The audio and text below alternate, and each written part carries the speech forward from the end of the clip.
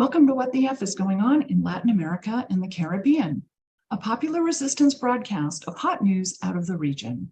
In partnership with Black Alliance for Peace Haiti Americas team, Code Pink, Common Frontiers, Council on Hemispheric Affairs, Friends of Latin America, Interreligious Task Force on Central America, Massachusetts Peace Action, and Task Force on the Americas, we broadcast Thursdays at 4:30 p.m. Pacific, 7:30 p.m. Eastern, right here on YouTube Live, including channels for The Convo Couch, Popular Resistance, and Code Pink.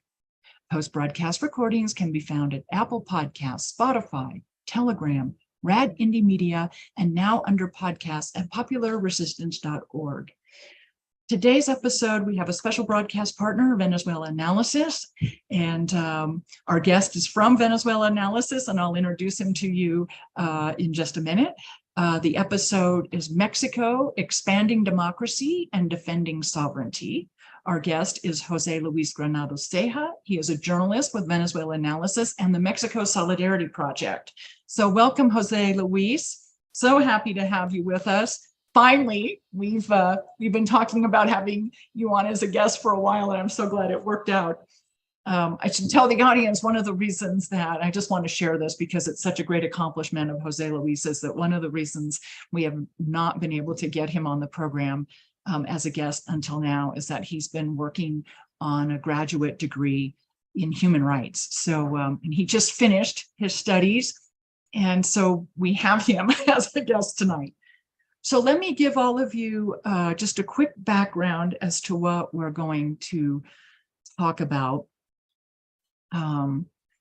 So here we go. The international press is again bludgeoning Mexican President Andrés Manuel López Obrador, this time accusing him of attacking the country's democratic institutions. It's a baseless charge intended to undermine a government that refuses total obedience to U.S. hegemony. On February 23rd, an electoral reform bill received its final approval in the Mexican Senate en route to being signed into law. The National Electoral Institute, INE, as we call it here in Mexico, is widely recognized to be riddled with excess expenditure and a top-heavy bureaucracy. The new law simply mandates similar cost-saving measures to those that the administration of President Andrés Manuel López Obrador has applied to other governmental departments. It eliminates duplicated functions at the local and district level and fuses certain higher-level job descriptions. It also reins in eye-catching top salaries. And that's just a start as to what it does. So with that, I'd like to have José Luis join our conversation. We're going to start out talking about exactly what this electoral reform bill does. It creates greater democracy, greater direct democracy, and we'll talk about exactly some of the points that have been changed. And then we'll talk about how this and other accomplishments of the AMLO government are being really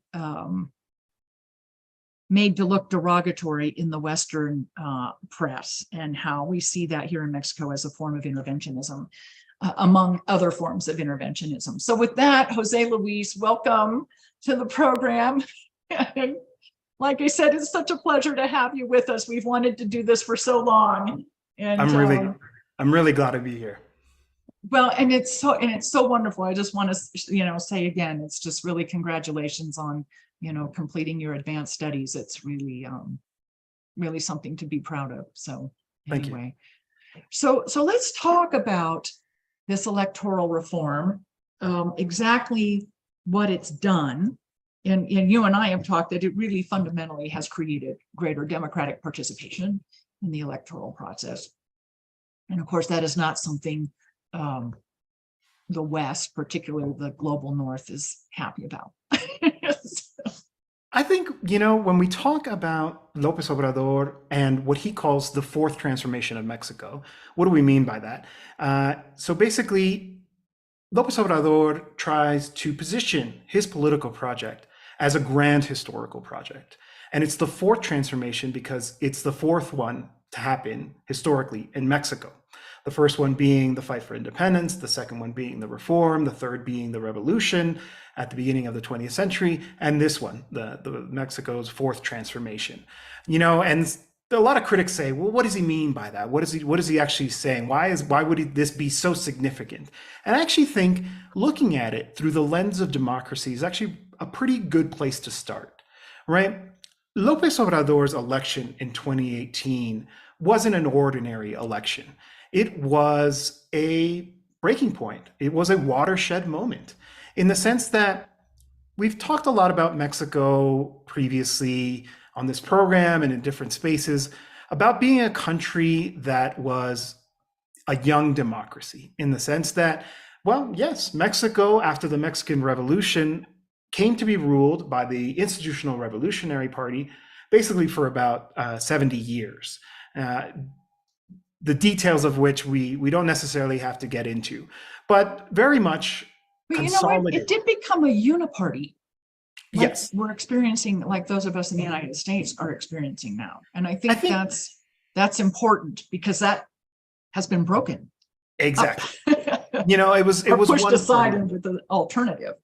And the Institutional Revolutionary Party, it's a bit of a weird political beast in the sense that it was a big tent. You had socialists, anarchists, communists involved with it, certainly in the early years. But then I'd like to kind of focus more on sort of the modern period, and let's say about from the 70s onwards. And it was very much a one-party authoritarian state that did not tolerate dissent. We can go back a couple of years, notably 1968. There was this global moment of students mobilizing, and Mexico was no exception. And the way that the Mexican student movement was crushed was militarily, through force, through a mass murder that happened in Tlatelolco. And so that kind of gives you an idea of what Mexico was like under this one-party authoritarian state. And Tlatelolco is an alcaldía, or a section of Mexico City. Just it's this beautiful housing project that was kind of developed back in the 20th century as a means of trying to facilitate urban growth in a very specific way. It's a very interesting neighborhood. I think a lot of people who come to Mexico don't get to visit. So if people are watching, I recommend to come check it out. But anyway, so in the sense that kind of represents what Mexico was like. And obviously there was a movement to democratize the country. But this movement was one that was always complex in the sense that it sought not just, one person, one vote, universal suffrage, multi-party elections, but sought to make Mexico a country democratic in a more complete sense, which is that this is a wealthy country. Mexico is incredibly resource rich. It shares a border with the largest economy in the world, and somehow we have pervasive poverty. Why is that? Because we were ruled by a one-party authoritarian state, and there are people who were fighting in the streets through advocacy organizations, through mobilizations, through popular pressure, international appeals, et cetera, to see a change. Now, that change ultimately did come, but it was incomplete in 2000. So in 2000, we saw the first time the PRI lose the presidency. And at the time, the winner was Vicente Fox of the right-wing National Action Party. Now, you should always kind of have an asterisk next to this, because truth be told, if there wasn't fraud in 1988, it's very likely that we would have seen a change in the leadership of Mexico. But again, this was the darkest days of Mexico's authoritarian past. And Vicente Fox kind of rode a wave of discontent and promised to consolidate Mexico's transition into a democracy. But ultimately, what ended up being installed in the country was kind of similar to the United States in that you had two ruling parties that kind of alternated in power, but ultimately were very similar to each other. They didn't actually deliver on those promises of the grassroots democratization movement in this country. And so, there was a back and forth. Fox's election was followed 2006 by another fraud against Lopez Obrador, the today president, where as a result of collusion between the elites and the then Federal Electoral Institute, the predecessor to the INE today, who facilitated this fraud. And ultimately, Felipe Calderon was able to secure power, although a very, very unstable coalition to be able to actually rule over the country. I think in a lot of ways, the security situation that Mexico is living in is a result of that fraud. Just as an aside, Felipe Calderon is the one who launched this so-called war on drugs inside of Mexico, the war against the cartels, which has produced the security situation that we're living in to this date. But anyway, so like I said, to fast forward a little bit, we get to 2018, Lopez Obrador wins in a landslide, more than 50% of the vote. Mexico doesn't have 2 rounds of election. It's a first past the post, whoever wins a plurality of votes.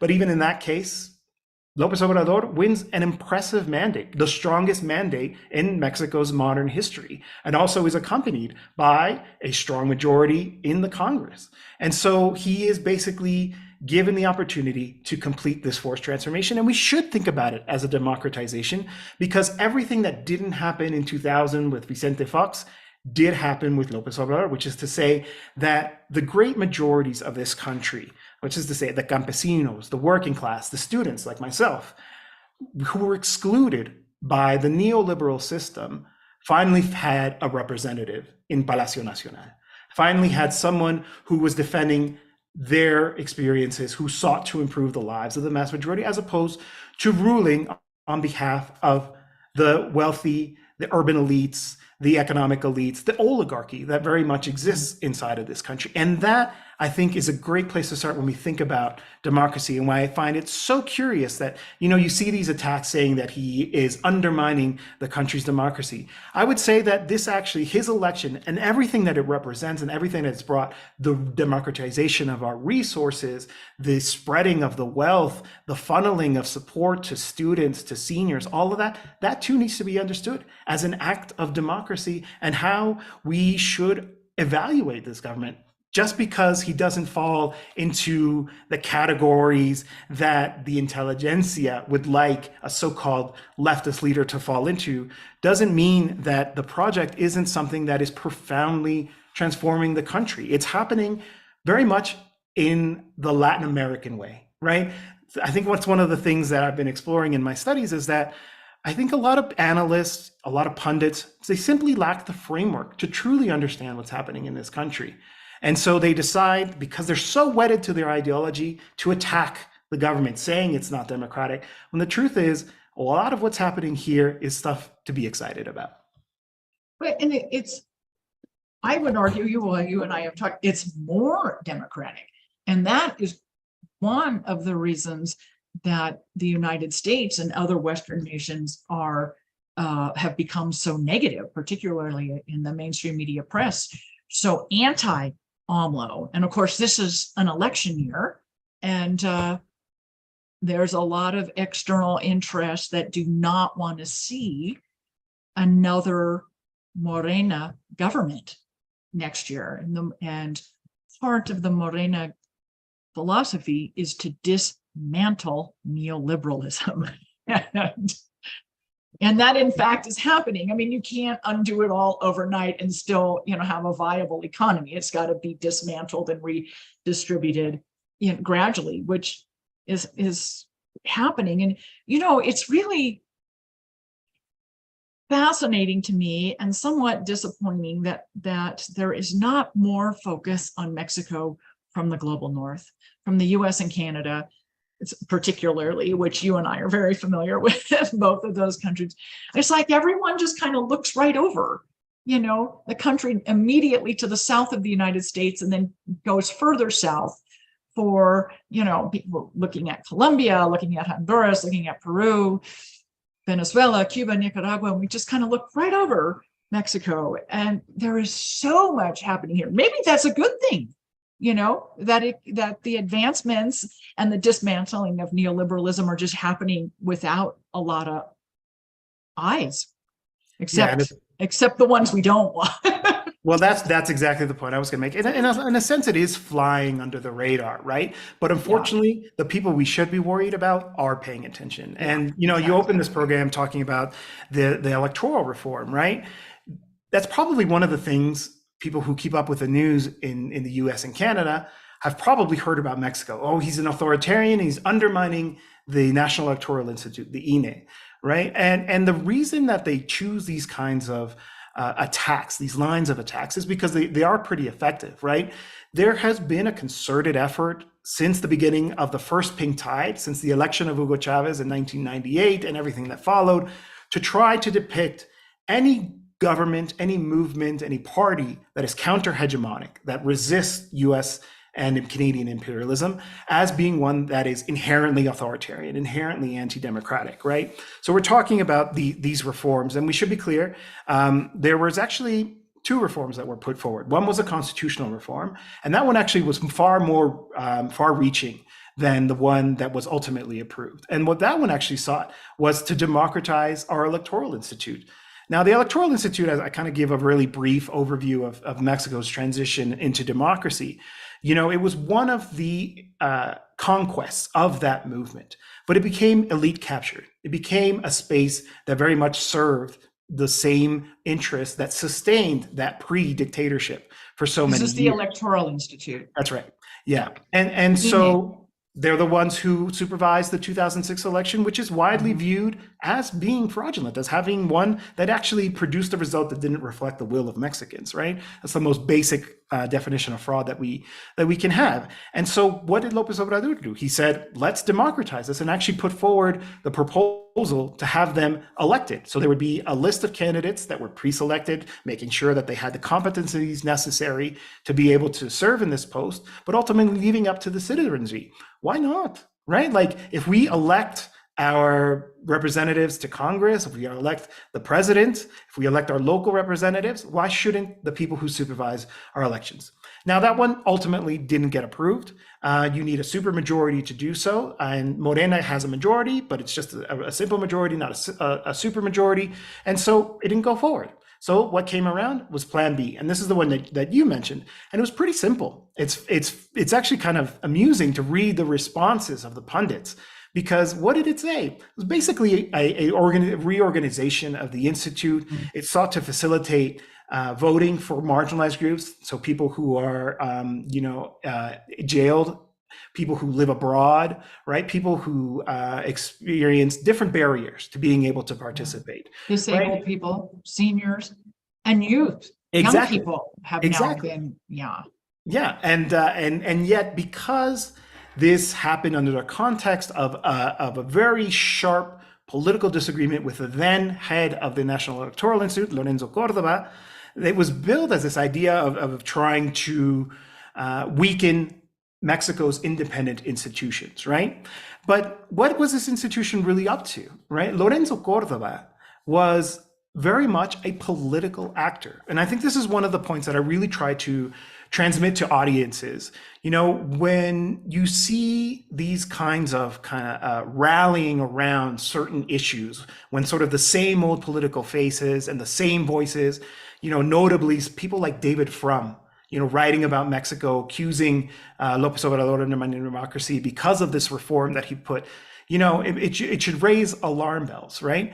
And I call them conservative strongholds.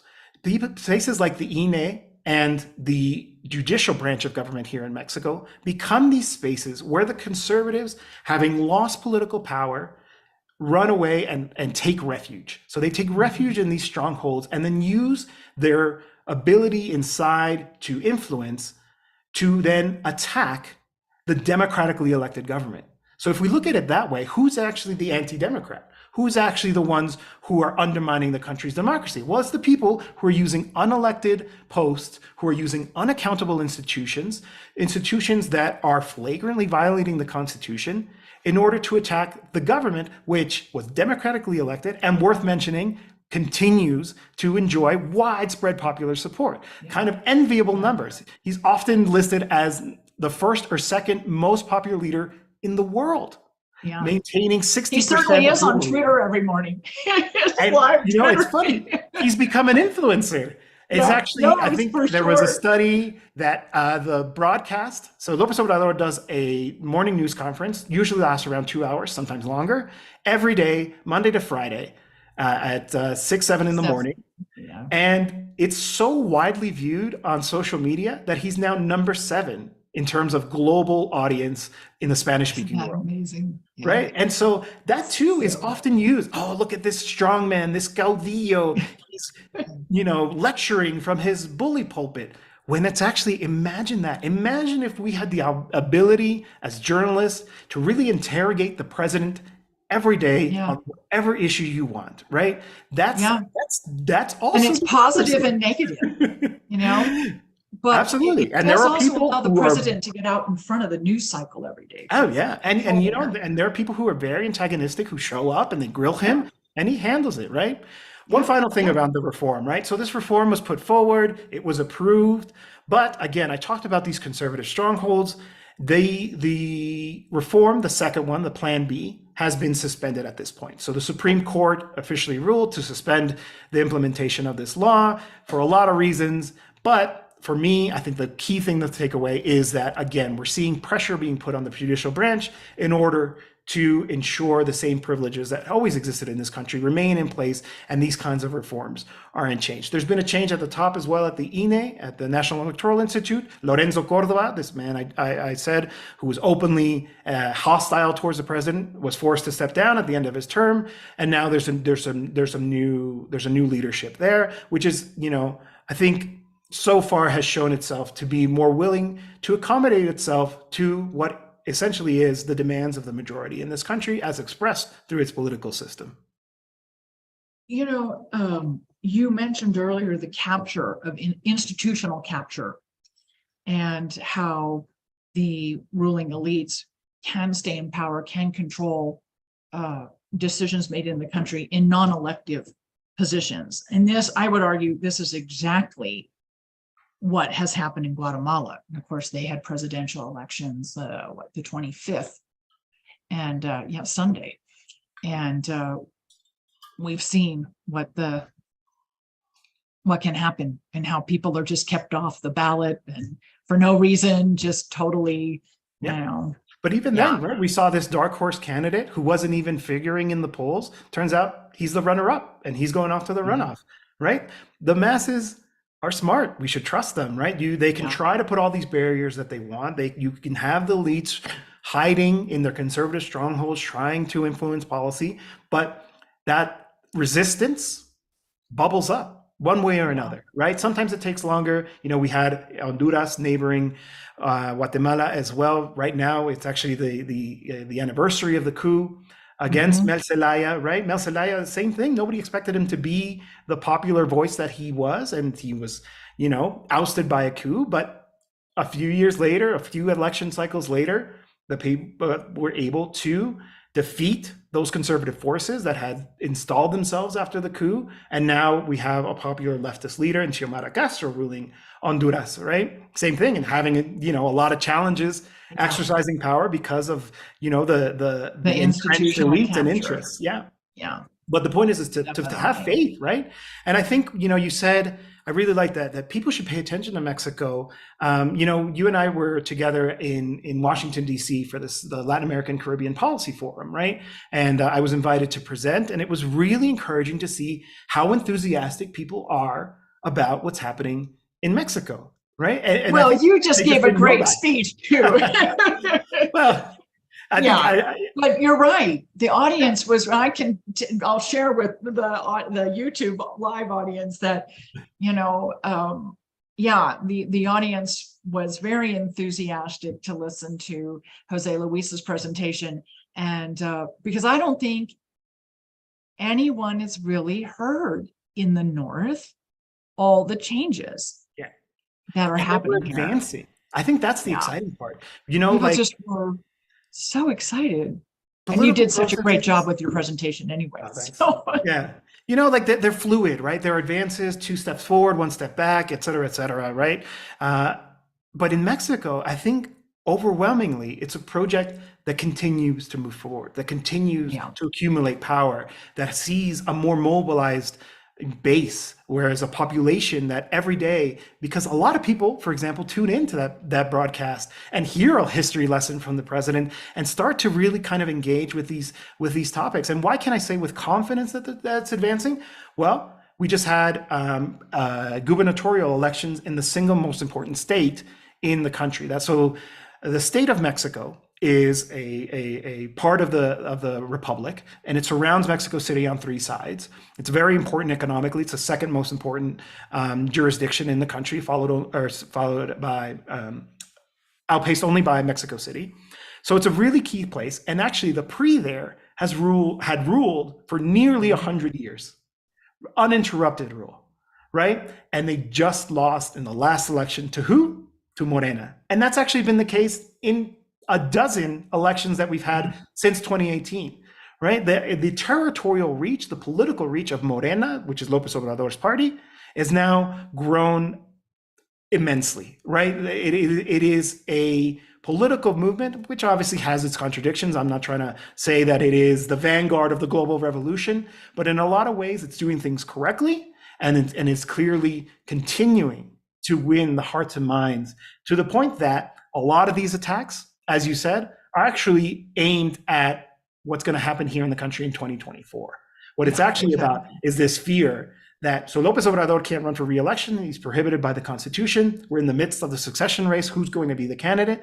But so far, looking at the polls, doesn't matter who the candidate wins, Morena wins the presidency, which means the fourth transformation will continue. And that makes a lot of people, particularly the imperialists, the ruling class, very unhappy. Let's talk about some of the things that the US particularly, but the Western international community is doing to negate the progress of Morena and impinge the success of Morena winning the presidential election next year, because some of it is media oriented and some of it is far, far more aggressive than that. But before we do that, I just want to see you talking about the success of this government. I just want to share with the audience. I came here in September of 2020. The exchange rate was 21 Mexican pesos to $1 US. Today, it's hovering around 15.95 to 16 US dollars to or pesos to $1 Mexican. So throughout this, I want to bring this up with the audience because this is a post-pandemic recovery. And to show, I mean, that's a pretty big, strengthening of the Mexican peso, especially coming out of the pandemic environment. And it also illustrates to the entire world, in my opinion, that public investment, that state-managed infrastructure, natural resources, doesn't cause debt. It has strengthened the economy and the currency. I mean, it's phenomenal. And I don't think we frame it that way enough, and just sheer economics, that this is not, a government or economic philosophy to be afraid of. It should be embraced in the success that, So anyway, I just wanted to give that, a little. Oh, absolutely. I think, because we don't Mexico talk about the success of the economy. is absolutely a success story in economic terms. I think a lot of these kind of counter-hegemonic projects ultimately are, as long as they're left to actually be able to exercise its sovereignty and pursues an independent course. I think about Bolivia as well. Bolivia, in terms of its economic indicators, is probably the strongest economy in all of South America. Mexico is doing really well. And I think it's because there is a certain ideological component to neoliberalism, right? This idea that there is no alternative, that neoliberalism is the only thing that will be able to bring well-being to the people. And obviously, you can't fool us in Latin America. Like this was the testing ground for neoliberalism in a lot of ways, right? From Chile all the way through Mexico. I talked about the PRI's one-party authoritarian dictatorship. Well, that meant that in the 80s, when the PRI made that neoliberal turn, when it just started becoming a party of neoliberal technocrats of the Chicago Boys style economic policy, forced this kind of political program, economic program on the country, and it delivered none of the promises that they said that they would. People who are old enough to remember the debates around the free trade agreement in Mexico in the 90s will remember that the pitch to the country was, we're going to become a first world country if we sign this deal.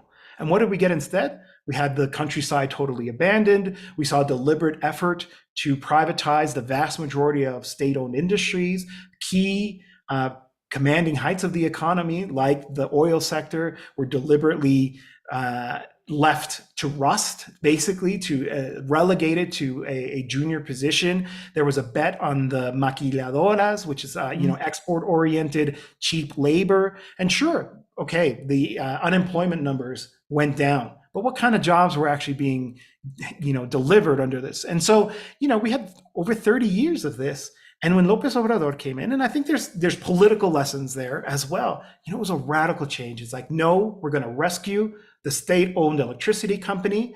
We're going to rescue the state-owned oil company. We're going to invest in infrastructure projects in parts of the country that had We're been going to nationalize our lithium fields. Exactly, right? Like, and sort of, these are big changes, right? And these are things that the global North neoliberals don't.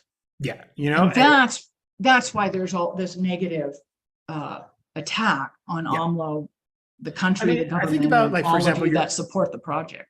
Your listeners in the U.S., right, who went through a transition from Republicans to Democrats, and as Biden promised before, he actually entered the White House. Nothing fundamentally would change. Nothing fundamentally changed. But in Mexico, a lot of things fundamentally changed, right? Massive expansion of social programs, more investment than ever before in terms of people-centered programs, cash transfers, scholarships, new universities, right? Like I said, a reorientation of the national economy away from neoliberal orthodoxy to one that is state-led economic development, using Pemex, the state oil company, as a motor of development to say, this is a place like where we can use the wealth of the nation to fund roads so that products can get to market, to build hospitals, to finish. There were over 100 hospitals that were left incomplete by previous governments, and the government said, we're gonna finish these, and we're gonna try to improve our healthcare system. I think a lot of times we can talk about sort of like the big picture, and one of the things I like to do is kind of talk about my personal experience, because nobody can deny my lived experience, right? I'm a 30-something-year-old, born here in Mexico, but basically as a result of neoliberalism, my family had no choice but to leave to try to find opportunity elsewhere.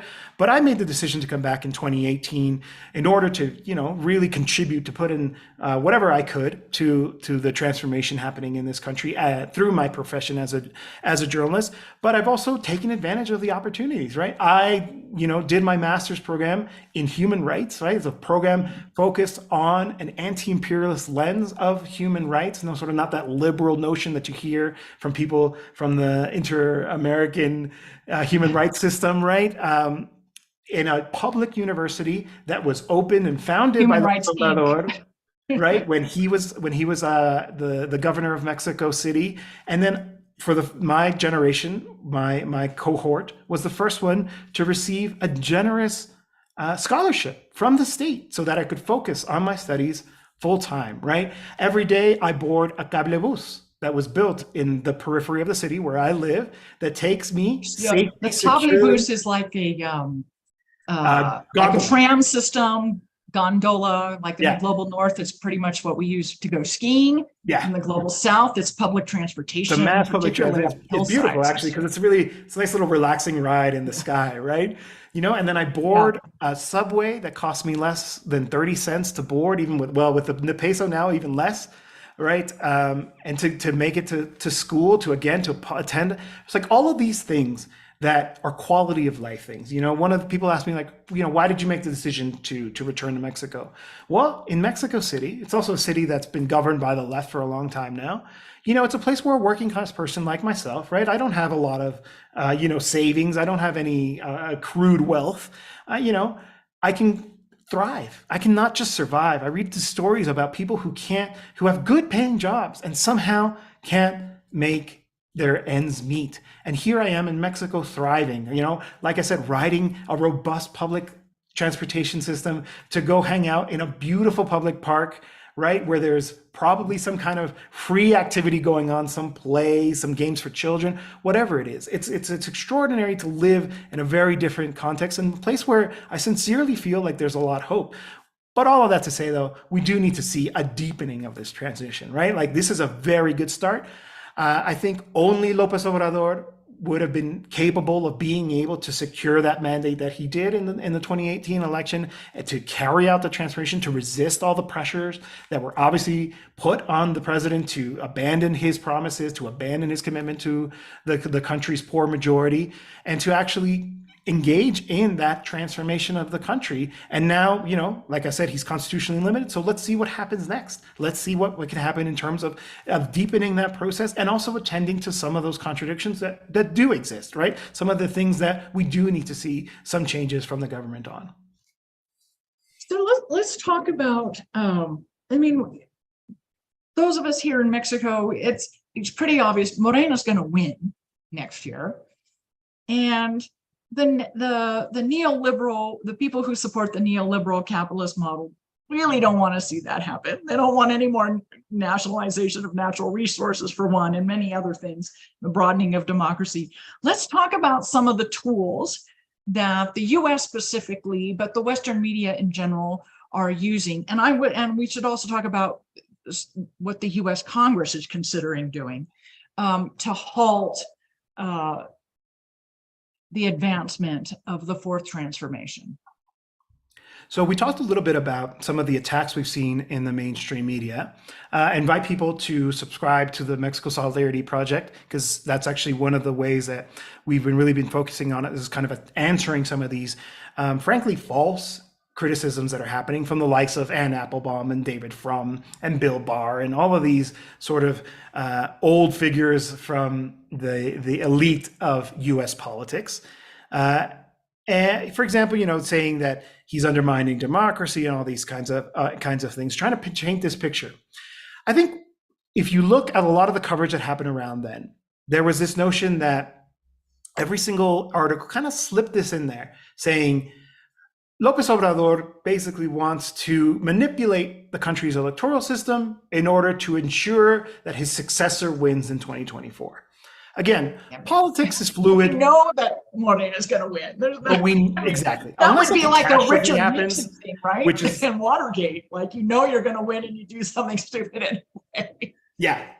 And this president is not stupid. Exactly. Yeah, and that, we hopefully we have some time to talk about it. He's a political animal, right? I think in a lot of ways deserves a lot of respect in terms of just how astute he is in terms of making the right move at the right time.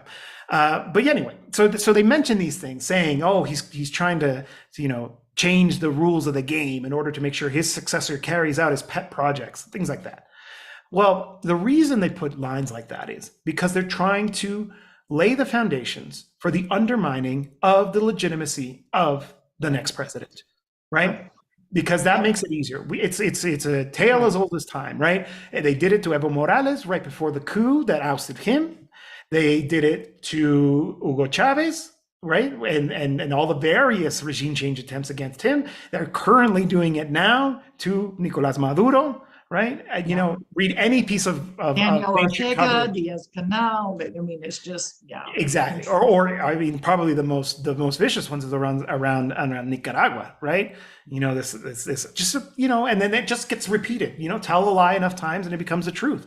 They don't even try to substantiate. 2018 was a fraudulent election. So that's kind of what they're trying to do. They're basically trying to say post 2024. that election was not legitimate, therefore we can implement unilateral coercive measures, also known as sanctions, or we can apply tariffs, or we can undermine their place in the diplomatic community, et cetera, right? It's a political strategy to try to weaken the next government, which is most likely to be Morena. But the more worrisome one that I think that also demands a lot of attention and has been getting a lot of attention is this threat of unilateral military action by the United States Armed Forces inside Mexico, which we should be clear, and I always say it at the beginning anytime I touch on this, that's an act of war, right? Yeah. People talk about this as if it's just, oh, it's a simple drone strike. We're just going to take out the labs. No, you can't engage in unilateral military action on a sovereign country. It's a violation of their sovereignty. An act by your armed forces is an act of war. Let's be clear about that. Now, what's going on here? Why is this happening? Well, we can actually trace this back to the Trump presidency. And if we look at when this idea was kind of first came to light publicly, it was actually in Mark Esper's book. So he served as Secretary of Defense very briefly for Trump. And he wrote about it in his memoir about his time in the Trump cabinet. And when that came out, it's really curious. You know, he reported about how Trump was like, well, can't we just bomb the labs? They won't even know it's us, right? As if it wouldn't be obvious, clear as day who committed that. But anyway, the point is that he was actually said to have been left speechless at the proposal. And if you look at the coverage from any outlet, from the New York Times to the Washington Post to the LA Times, whatever you want, it was treated as a scandal, right? Yeah. Trump is talking about bombing our neighbor and major trade ally, our partner in the international community, right? Like, despite the differences that exist between today's Mexican president and the U.S. government and the U.S. State, you know, these countries are allies, right? They have a profound free trade agreement between them. They have billions of dollars in trade between the two. It's an absurd proposal. But now it's a mainstream idea. Now you have almost every Republican candidate talking about it like it's a legitimate proposal. And this happened really quickly. When I first heard this proposal being floated once again by the Trump supporters, he's got a think tank, the Center for Renewing America, I believe it's called, that put out a policy paper basically calling for this, right? You know, we saw this article from Rolling Stone that talked about how he's basically asking for his advisors. If I win, I want to have battle plans ready to carry out this unilateral attack against Mexico. And it became part of the GOP, the Republican Party's program, basically. There's very few who are pushing back on this. And I think it's also important to note that, you know, the Democrats who are in the White House now have not done enough to push back against this idea. It's the kind of thing that the Democrats, they don't want to. And then there's a reason, right? Like, that's exactly it. They don't want to. I mean, they're okay. I mean, basically, you know, the inaction is action approving it. Absolutely. Right? And so why? So why do we have this consensus? Why did this consensus get established so quickly? Well, because we have a counter-hegemonic government. We have a government that is trying to exercise its sovereignty in order to develop its resources for the benefit of the Mexican people. You know, I cover Venezuela a lot as a writer for Venezuelanalysis. And if you think about, you know, it's very easy to say, oh, Venezuela, oil, that's why they're after it, all this kind of stuff. And yes, that is true, right? The US wants to assure that it has stable, secure energy supplies so that it can continue to be the empire that it is. But the actual supply of oil to the US from Venezuela was never interrupted. You know, that whole industry, when oil was discovered in Venezuela, it was developed in partnership with US firms, right? There's a reason why Venezuela's most prized Chevron's still there. Chevron is still there, yeah. You know, the most prized asset is Citgo. Citgo has gas stations all over the US, right? Its refineries in Texas are really important to its production. But that was the thing, right? Extract the oil from Venezuela, but have the refinery in the United States. That happened with Mexico too. That's also true. You don't have control. You don't have the ability to create a finished product. Yeah. Yeah. which is And so colonialism, the exactly. extraction, but not. You hit the nail on the head, right? The point it wasn't about oil in Venezuela. It was about the colonial mindset. And in the case, same with Mexico, right? It isn't, Mexico is happy to continue exporting products that are, assembled here, TVs, T-shirts, whatever it is, right? It's happy to sell its natural resources to those who are willing. But the problem is that when you have a government like the one by Lopez Obrador, it's one that has an outlook towards meeting the well-being of the country first. So it's to say, we want to establish energy sovereignty so that we meet our energy needs first, right? We want to make sure that lithium, if it is developed, is actually benefiting the populations that are going to be affected by its extraction, and that the wealth that is generated is actually flows down to the people. That's what they can't tolerate. They can't tolerate that a country would exercise its sovereignty in a means that would actually favor the vast majority instead of these powerful elites, right? That's what it's actually about. And so when you see these kinds of threats, why the Democrats don't push back, is because we may eventually be in a situation where they're talking about, those radical socialists down in Mexico doing this and that. They're authoritarians. They have an out of control cartel organized crime problem. Therefore, we need to bring them democracy. And that's when you see the sanctions. And that's when you see the support for the opposition. And that's when you see these efforts to isolate them internationally. That's when you see for, accusations of human rights violations, et cetera, et cetera. These are all tools. It's the same playbook since 1945. Exactly. That the whole world knows and has read and understands. And that, so like those military threats, right? Like if it does come to pass, God willing, it doesn't, right? Like we should be clear about this. I should say about this, right? It would be an act of war, but it would also it would rain violence on this country, right? Like the cartels aren't out there wearing uniforms saying, "Hey, I'm an element of the organized crime group. Here's my lab," right? Like if they do engage, let's say drone strikes, they'll just build more labs, right? How many civilians are going to die because bombs are falling from drones? Let's talk about the cartels for a second, just for the audience, because this is really, really important, because there is a desire in the US Congress to label the cartels here in Mexico as terrorist cells. Yeah. If that law passes, that opens up a whole new toolbox for the United States. Yeah. It's a vital first step. If they're going to carry out this. You can't even imagine what that would do.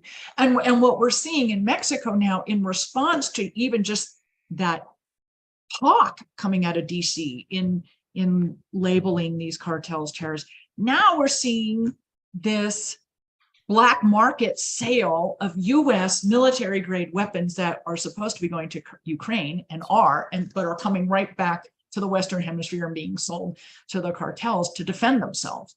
It's just happens all the time though. This is when the US starts spinning this narrative, this is exactly how it starts unfolding.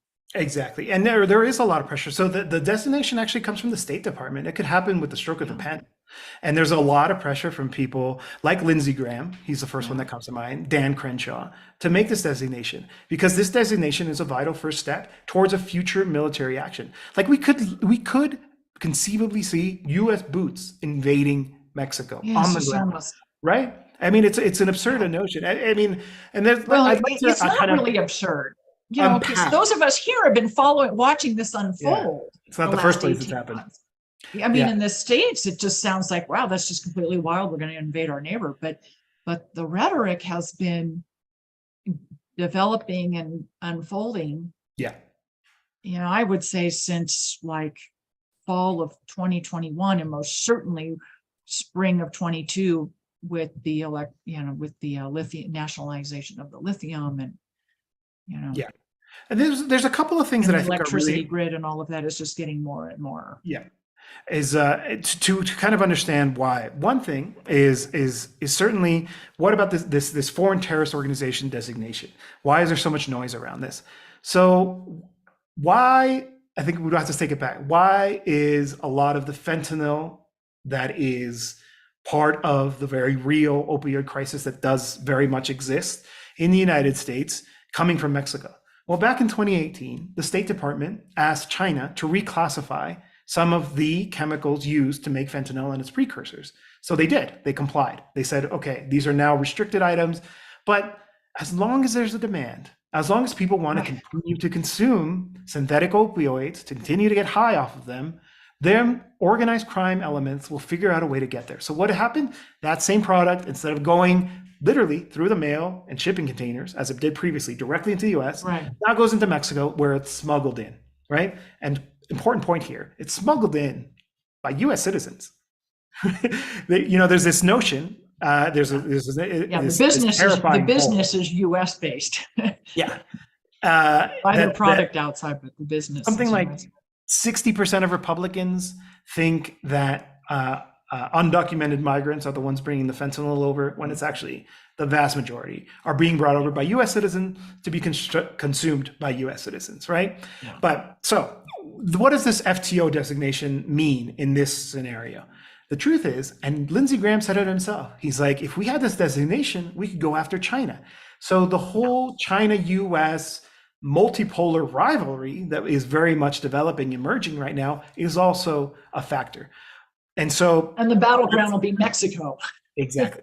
And then the second thing, which is that I think is also really important, is that, it's a sad feature of US politics that racism often plays a role in elections, right? We can go back to the Southern strategy by the Republicans, right? The dog whistles and all these kind of stuff. But with the arrival of Trump in 2016, and I always like to remind people of this, literally launched his campaign the very first day. He's like, I want to be president, by attacking Mexicans using racist rhetoric, right? If we remember, he said they're rapists and they're not bad hombres, et cetera, et cetera. We remember that speech. Now, that was very useful in that election. It rallied his base. I am willing to bet that he wouldn't have become the candidate had he not used racism to rally his base, to win that support and get the Republican nomination. Obviously, there was a lot of other factors, but I think that was a key thing. And it was very effective. But that's only effective for a certain amount of time and to a point, right? And so he was able to drum up all this fear around immigration and migrants and Mexicans in particular, and about the wall, et cetera, et cetera. But now, this is kind of a logical, in a kind of a twisted way, extension of that same kind of thinking, which is to say, so now I can't sell you this idea of a boogeyman Mexican coming over to take your job and kidnap your children or whatever, and engage in violent acts. What they can do now is say, your neighbor, your son, your uncle who overdosed on fentanyl, it's the fault of the Mexicans. Right? And that becomes a very useful tool to mobilize. And it's something that Lopez Obrador has called out. He said himself, he's like, he's really overt about it. Mexico's going to become a piñata. And that's exactly what's happening, right? It's useful to them, but obviously comes at a price, right? And I do think that it's important for people to pay attention to this, because it'll probably be one of the leading issues, at least when it comes to international relations, in this upcoming race. And my hope is that we'll actually see some pressure so that the Democrats, if they claim to be friends with Mexico, will actually start to resist. Unlikely, given their record, but that's also the duty of all of the the Mexican and Mexican American population inside the US as well, to try to resist these ideas. Yeah. And they are being mobilized. Yeah. I mean, there's a fabulous Institute of National Political Formation that exists now in Mexico. And it's really, this is what a really strong movement that has turned into a political party is capable of doing. It's the education. Yeah. And not just political formation, but educating the population about exactly what the bills are, what resources are available. It's not just about, why you should support the fourth transformation, but it's like, there's whole episodes on the social security system. There's whole episodes on, educational scholarships, just to let people know, what the government has created and how to use those new programs and infrastructure and how to ride the cablebus, which has been a life changer for you. I think I think that's one of the things for people in the States, the cablebus or the cable bus is like, and I mentioned this earlier, it's like, a gondola system, a tram system. But for someone like Jose Luis, who would have to like walk from your house to the nearest metro station or take a bicycle, grab a cab, whatever, which is additional expense to get to the metro station. Now you have this cable car system that it's right. I'm happy to say I wrote it a couple weeks ago. It connects right in to the terminus of the metro station, and you just get off the train and you walk over and get on the cable system. I mean, it's like taking 20, 30 minutes off your commute one week. Yeah. So you've regained an hour of personal time. Yep. In your life. That's what I mean about it's life. I mean, it literally has changed, how you navigate your day. Yeah. Yeah. I mean, it's really phenomenal. Yeah. I mean, and the access to the advanced education. I mean, it's just exactly right. Yeah, or like the rescue of the electricity system means that we've just finished going through a really severe heat wave. Right? We saw temperatures that we hadn't seen in a really long time in Mexico City. Yeah. The electricity system held out. Right? Yeah. Can we say that was the case everywhere in the world? No, right? No. And part of that is because there is now this kind of a different conception around what kind of economy are we trying to build, right? Who is it oriented towards? Are we building, let's take the electricity system. Under Peña Nieto, the previous government, there was an effort to privatize it using green technology, right? Mm. They gave these sweetheart deals to these transnational firms to build so-called green energy plants that were onerous on the state. Right, the state electricity company had to give them preference and buy first the energy developed by these private wind farms, right, before it could use the state-owned generators, right. So it was a subsidy to private companies.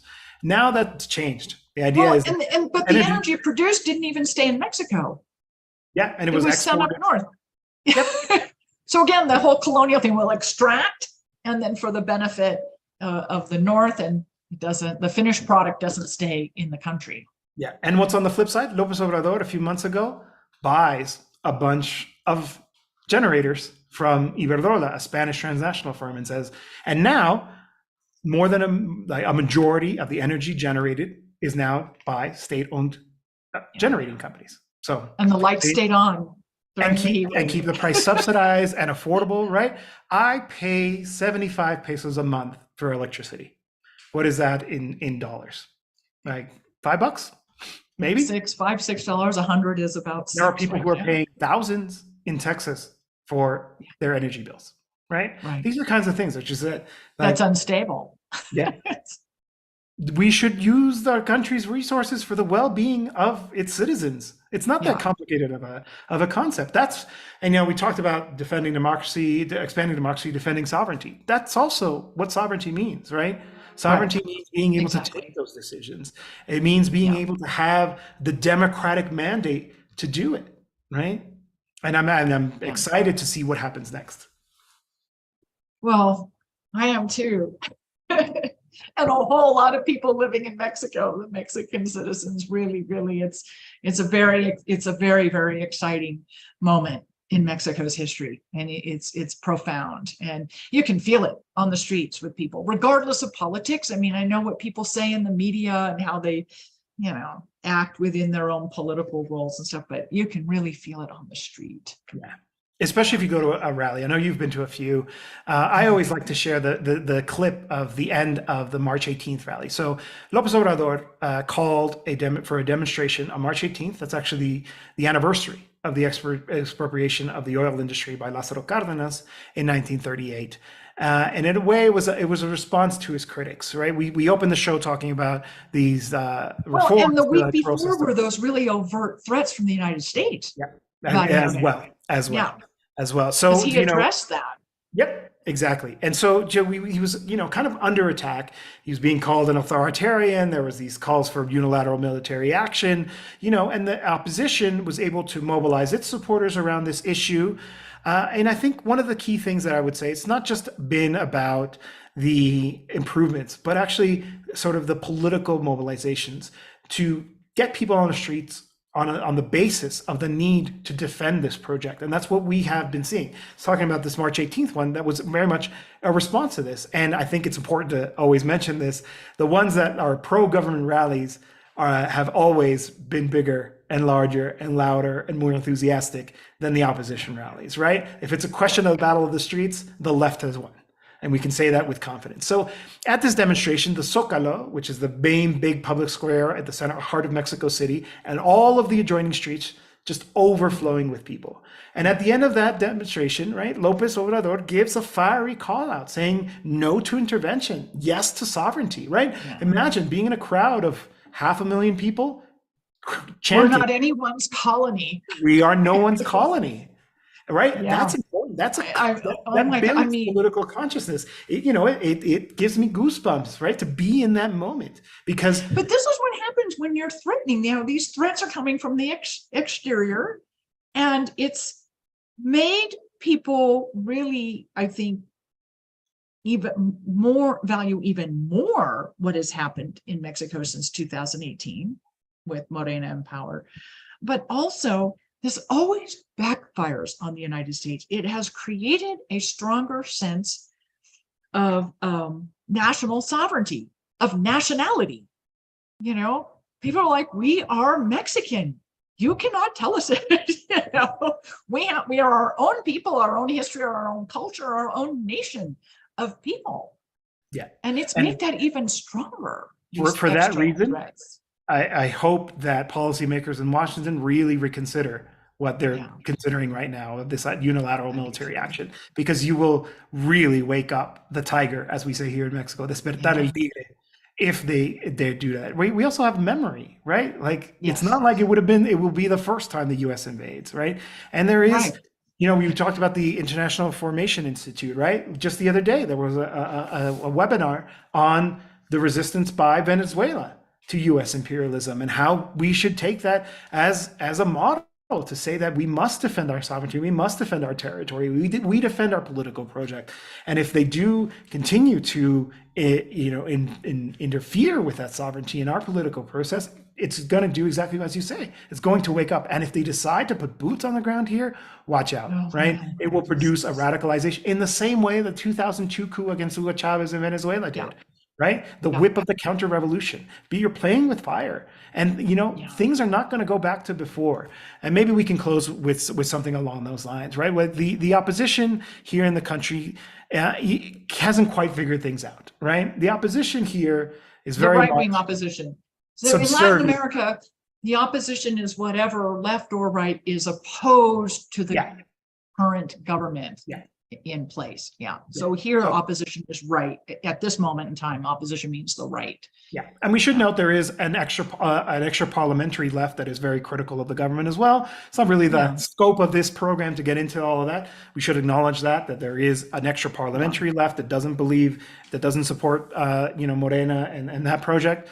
Maybe we can come back on a different time and we'll do another episode on that. But the right-wing opposition, the political opposition here, hasn't been able to figure out a coherent response to everything that's going on, and they are the lackeys. I would argue right-wing oppositions throughout Latin America and the Caribbean they're all the same. They can't quite. Also because they take their marching orders from Washington, right? They are not interested in. Will save us.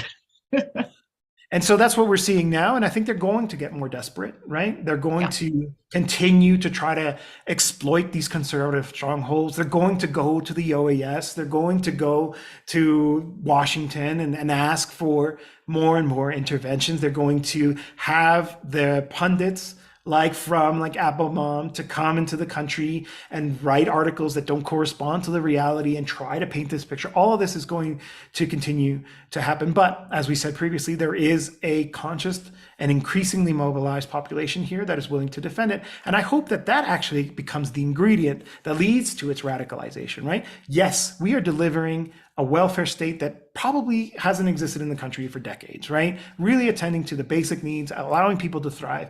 But, there's also a long tradition of communal control over the means of production, the ejidos, communal control over territory, over land, right? These are things that go right up to and including to questioning the capitalist mode of production, right? Lopez Obrador's project is not a socialist project, right? But there are socialists inside of his party. There are socialists in his movement. The base is a very left-wing base. And so they are the ones who are continuing to push, right? Like, he's the president, he's the government, he's got to balance a lot of interests, including— Exactly. He has to hold the whole country together. But our job is to push, right? So that our pressure gives the next president or this president the room to operate, to continue to affect the interests of the ruling class. I think we are in a position to do that. That's how transformations actually happen, right? Again, to go back to Venezuela, I love making this kind of comparison, right? When Hugo Chavez was elected, he wasn't elected as a proponent of the socialism of the 21st century. It was a process. It was something that he had to be kind of steered into by the mobilized masses, by his own leadership, of course, as well. I don't want to undermine that, right? But eventually he came to this position, right, where, we're talking about constructing communes and the building of cooperatives and, challenging the fundamentals of a capitalist mode of production. We could get there here in Mexico. It's harder. We have the U.S. as a neighbor. I wonder how willing they would be to buy auto parts from, the socialist auto parts maker of Central Mexico. But why not, right? Like there's a working class here that is also increasingly democratic. There was a process to democratize Mexico's labor movement that is really kind of gaining a lot of steam, and an increasingly conscious working class that says, why don't we take over the means of production? It's not just enough to get a good contract. We could be running this.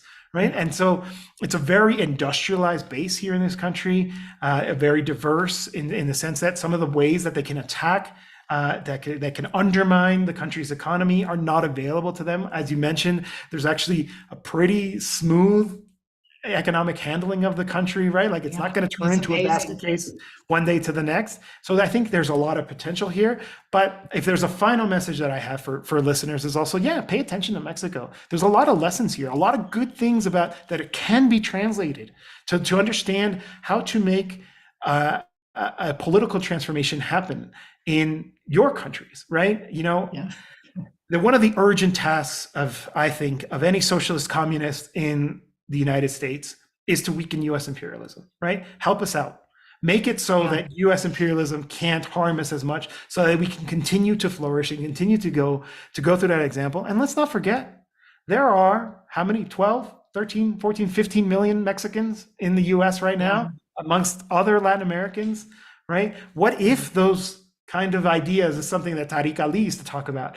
What if via the Latin American population, together with our indigenous comrades, our Black brothers and sisters, can we start to kind of really start to warm up the population to ideas that are different, and we can be like and point to the successes that are happening elsewhere? I think that's the kind of stuff that makes me really excited. But in the meantime, please help us out and help us to reduce the power of imperialism, because right now that's also one of our major threats.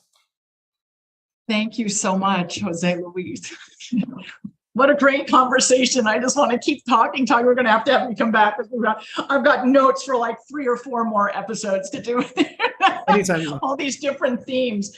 But this thing about what you're alluding to, the change for Latin America and the Caribbean in large part is going to rest on change inside the United States. And I will just share with the audience, because the audience knows, and I have you've done some of this travel with me. Invariably, when we are on an election observation delegation, human rights delegation, social justice delegation, independent travel, somewhere along that trip itinerary, someone is going to say to you, whether it's in a formal meeting, a taxi cab, buying your sandia on the street. I was going to say Sandino. Someone's going to say to those of us from the global north, go home and fix your own country first. The rest of us will benefit. And so what you're saying is, there needs to be a transformation within the United States, and end this imperialist domination of the world, so that all of you in Mexico can breathe and continue with your sovereign project. So, and take inspiration, right? 10 years ago, Morena, the political party that today rules 20 some odd states, that has in power the federal government, 10 years ago didn't even exist. right. And It wasn't now, possible to have a successful third party. Could nope. only have the duopoly. Well, guess what? And here So we all are. of you watching back in the stage, yes, third party is possible. Yeah, that may If be it comes out of a large social labor movement where you have a really large base of voters who can bring the movement into power. It is possible. It takes a lot of work, and it doesn't happen overnight. It took 14 years for Morena to come to power. So it's not, an overnight fix. It takes a lot of work, but it is possible. Yep. And we're seeing the fruits of all that labor today. It's really exciting. So before I let you go, Jose Luis, I want to share, I had almost a little Freudian slip in saying sandia, which is watermelon. You get watermelon on the shit. I almost said sandino. And the reason I almost said sandino is because tomorrow I leave for Nicaragua. So for our audience, I just want to share this with you, that I will be in Nicaragua the entire month of July. I have organized a delegation to go celebrate the 44th anniversary of the Sandinista Revolution, which is formally July 19th, but we are also going to be traveling prior to the formal festivities to the Caribbean coast to study the success of state investment, particularly in infrastructure projects. And then in August, you were talking, Jose Luis, you were talking about the communal system, the communes in Venezuela. I will be spending August in Venezuela on a delegation to study the commune system, and then we'll be doing some other journalism projects from Venezuela as well, and hopefully Jose Luis will be there to work on those projects. So for the audience, you will see WTF live from Nicaragua and Venezuela this summer. I will do my best to broadcast regularly every Thursday for you, but if you see a few notices that, I'm on the road and gathering more stories, that's why. So Nicaragua in July, Venezuela in August. So just to put that out there, and hopefully Jose Luis will be part of one or both of those projects. So anyway, thank you so much, Jose Luis. We've got more episodes to do. Special shout out to our broadcast partner this evening, Venezuelanalysis, and all of our regular broadcast partners. And for all of you in the audience, you've been watching What the F is Going On in Latin America and the Caribbean. We broadcast every Thursday, 7:30 p.m. Eastern, 4:30 p.m. Pacific on YouTube Live, including channels for The Convo Couch, Code Pink, Popular Resistance. Post-broadcast recordings can be found at Apple Podcasts or Spotify or wherever you find your podcasts. So thank you, everyone. Thank you to our guest, and we'll see all of you next week.